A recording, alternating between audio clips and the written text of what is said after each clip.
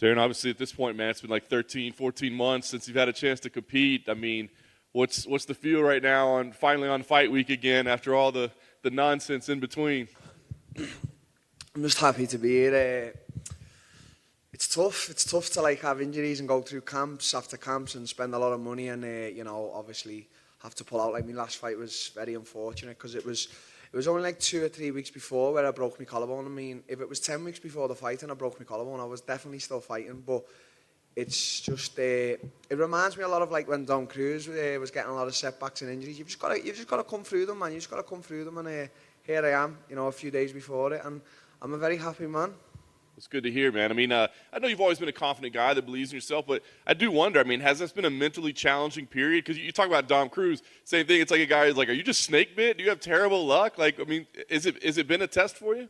No, it's been a test, obviously, but it's just a will to me test. I'm like, listen, like this is no truth. Like even this camp, I've had injuries, and I think every fighter, I speak for every fighter, we all get our injuries. It's just how you get through them. But as time goes on now, and as I'm getting older, and as I'm getting wiser, hopefully, I've got a purpose in life, and I keep saying this all week. Like I wake up with purpose, and I know where I want and what I want to be, and who I am, and just all that stuff together. It's just like I'm out for something, and I'm not going to stop until I get it. So no injury, no whatever can stop me on this little journey I'm on, and it's my journey, and there's people on it. There's people who come on the journey and then come off the journey, and it's sort of like the hype train thing. But I'm driving towards something, and I've got so much motivation for it.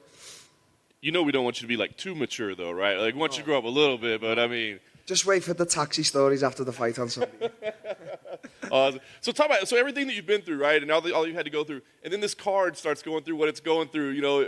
It's going to move to Vegas. There's going to be visa issues for people and all this. Was that distracting at all as all that stuff was playing out? No. I've just been speaking about then. I haven't seen my child in Brazil for 2 years, man, and I see a lot of guys like they're like, oh, I'm away from my kids for a week. Like, listen, let's just get down to the nitty gritty. Like, nothing's going to affect me on fight. Like, I treat the fight like sparring because I spar how I fight, and like I'm going in there against Derek, and no matter what happens, like MSG getting in a day before and cutting weight and then fighting KG, who's coming off the fight with Stylebender, it's like none of matters. None of this matters to me. It may matter to someone else, and I'll respect that, but it doesn't matter to me. But at the same time, you think a lot of things like it's a little bit.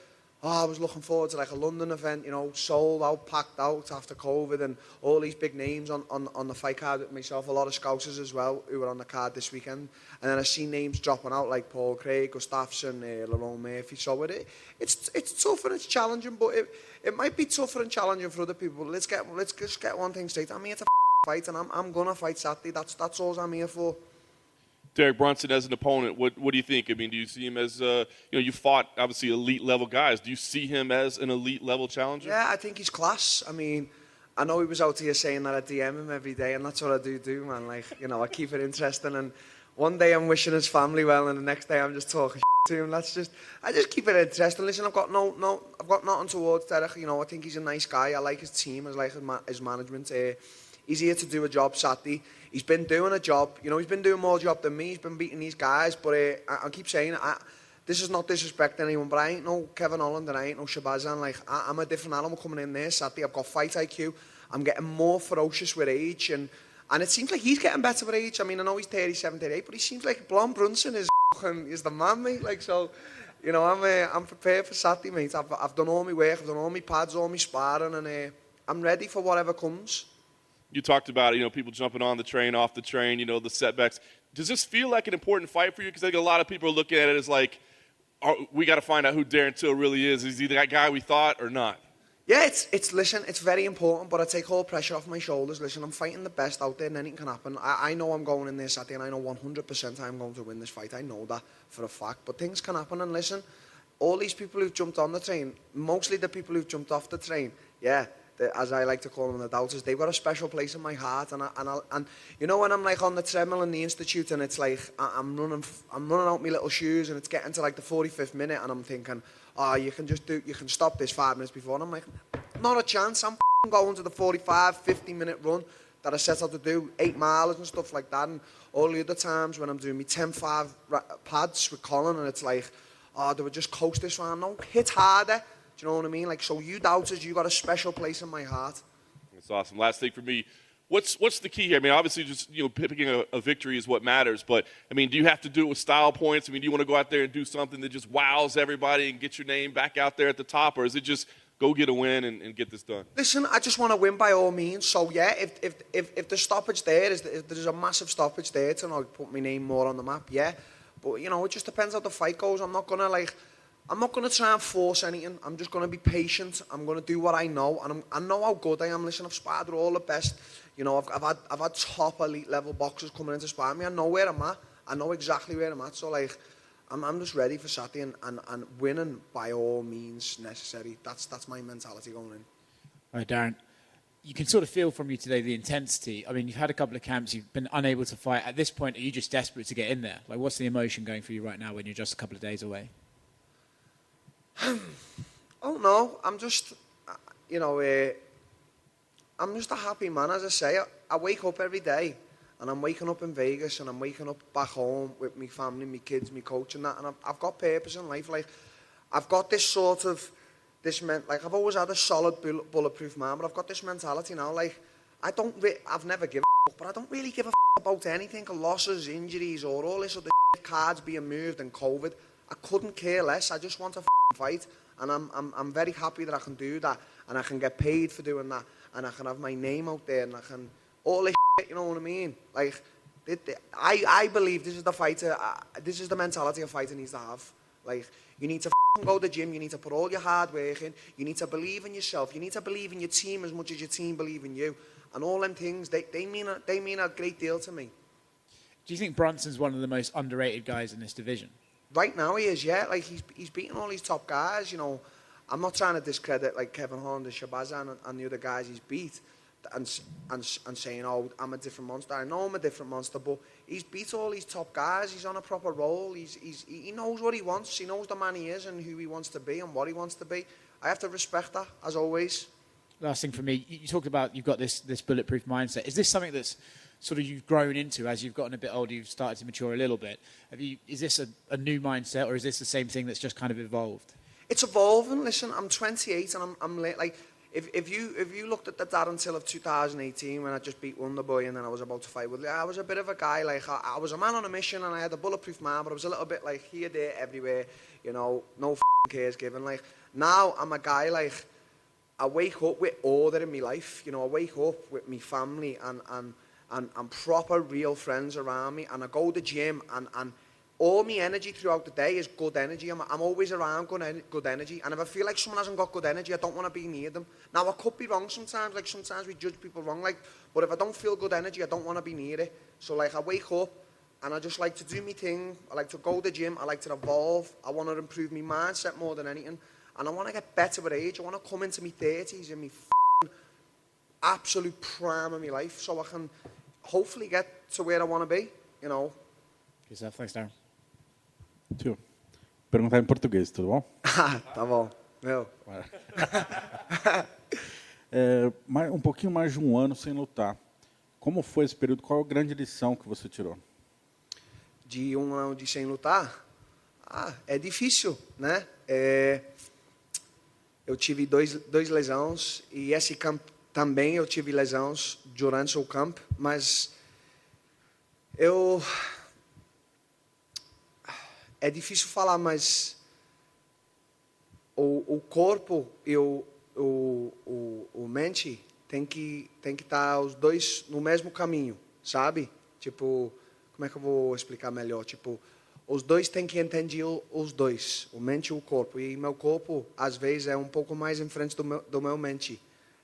Da minha mente, meu mente, não sei falar direito, mas um ano sem lutar, sem dinheiro, esperando meus lesões recuperar deles. Foi difícil para o mente, mas eu tenho uma mente forte, então, né? E essa luta contra o Derek Brunson, um top 5, né? Você é um top 7. Sim. Era esse tipo de adversário que você queria para voltar depois de tanto tempo? Sim, com certeza. Eu mandei mensagem pro Derek nos redes sociais. Eu falei, cara, você quer lutar? Ele falou, eu quero lutar com você, mas quando, tio? Você tive lesão agora. Eu falei, eu vou estar pronto em 3 meses. Aí ele falou para mim, não, eu quero lutar em agosto ou julho. Aí eu falei, Derek, olha só, o Israel Adesanya, ele é o estado de divisão. Segundo estado dele é eu. Então você pode lutar com um cara assim que vai te levar para aqui, ou lutar comigo que vai te levar para lá. Aí ele falou, sim, eu entendo, tio. Aí ele falou com o manager dele, aí a gente fez a luta. É fácil fazer assim, né? Não faz esse migué no Twitter falando, eu quero, marcando o Dana e tal. Manda mensagem pro cara no direct, né? Boa, boa. Eu ia te perguntar justamente, se você vencer uma luta dessa, você possivelmente já está muito acima Sim. ali, na reta do cinturão. Você acha que você tem essa pressa de chegar lá? Porque vai ser apenas sua terceira luta, né? Você perdeu a última. Você tem essa pressa de já enfrentar os tops, já, entre aspas, cortar caminho, já chegar lá no topo, rumo ao cinturão? Não, mas se eu queria, eu posso também. Mas agora, depois dessa luta, quando eu ganho, se eu falo pro Dana, eu quero o próximo luta com o Adesanya. Eu tenho 90% de certeza que ele faz. Agora, se depois dessa luta ele falar, tio, Adesanya e o Whittaker vão lutar, eu vou lutar com o Cannonier, uma coisa dessa, sabe? Então, eu não tenho muita pressa, mas do nome que eu levo para o octógono, eu sempre tô uma luta, sabe, de um title shot. All right, last one for me, guys. Perfeito. Então, minha última pergunta é, justamente você mencionou a questão da internet, como você usa as redes sociais, né? Esse seu estilo, que o pessoal chama de troll, não é muito famoso, pelo menos na comunidade de artes marciais no Brasil. Você viu lá, você conhece o pessoal. Se você pudesse explicar para os fãs brasileiros que te acompanham, te admiram como lutador, mas que talvez não conheçam muito essa parte da internet, como você definiria o seu estilo? Eu não estou nem aí para ninguém, né? Mas eu não estou aqui para ofender alguém. Mas agora, se você quer estar ofendido dos meus redes sociais, o problema está com você. Você tem o problema. Não é que aquele coisa que eu postei que é ofensivo. É ofensivo com você, não com o mundo inteiro. Então, não fala isso. Não fala que essa brincadeira é ofenso. É ofenso para você, só você. Mas, tá. Daí, eu posto coisas que eu acho engraçado. Se você não gosta, foda-se. Né? Não consegue cancelar ninguém que não está nem aí. Alguém que não está nem aí. Obrigado. Bom dia. No, I'm just kidding. I'm Don't not. even f***ing go there. I'm tired. I get me a cake. Just one kind of a fun one. Brunson actually came in here and was talking about how you were actually a bit tasteful on the social media, that it's been polite, it's been kind of funny. He says, yeah, sometimes it gets out of hand, but he hasn't gotten out of hand with me. And yeah, he definitely gets a little edgy, but he enjoyed it. Is it nice being able to at least have a polite sort of playing around on the social media? Because I know you like to push it as well. Yeah, of course. But is it good to actually have a polite sort of bantering as well? Yeah, like I don't hold no hatred towards Derek. He's a man on a mission. I like to talk, and everyone knows this. I'll talk as much. Someone asked me the other day, they was like, do you think it was bad, like what Jake Paul's team did to like Mama Woodley and that? And I was like, yeah, to Mama Woodley, yeah. But in my opinion, in this fight game as well, nothing's off limits. Like we're two men, we're about to go in there and rip the heads off each other. So you're going to start getting offended with things that people saying to your mum and that, maybe this isn't a sport for you. You need to go and find another sport. Or if someone's saying something about your kids and shit like this, or your wife, find something else to do, because you need to have thick skin in this sport, and especially you need to have thicker skin when you got a man on top of you trying to elbow you straight in the face. So that's how I look at it. So, if you've got a guy like... my last fight with Marvin, that fight week would have been great, because he's a guy who likes to really get in people's faces. And I'm one of these guys, if you want it, or if you don't want it, that's fine by me. So if you want it, you can get it, mate. I ain't scared of no man. That's the truth. Like, I'm not into all this pushing and shoving. Like, you know what I mean? If you want it, you can have it. But if you don't want it, it's the same thing. But with Derek, it's been a bit more cooler. Like, he's a cool guy. He done about 1 million memes of me on Instagram. I couldn't even keep up. So I was like, do you know what? Derek wins the social media trolling. he told me good. But yeah, it was fun. It was light-hearted, and that's true. I know he says I'm a bit like weird with me stuff. Like he's saying, "Oh, one day Till's wishing the family well," and then the other day he's putting things up. Like I wish his family well. I hope he's got money. I hope he's okay. But I'm still gonna go in there and punch a fucking hole in his head on Saturday. That's the mentality, and I hope he's got that same mentality. But it's all love. Cheers. We've done, yeah. Awesome. Thank you, guys. Appreciate it.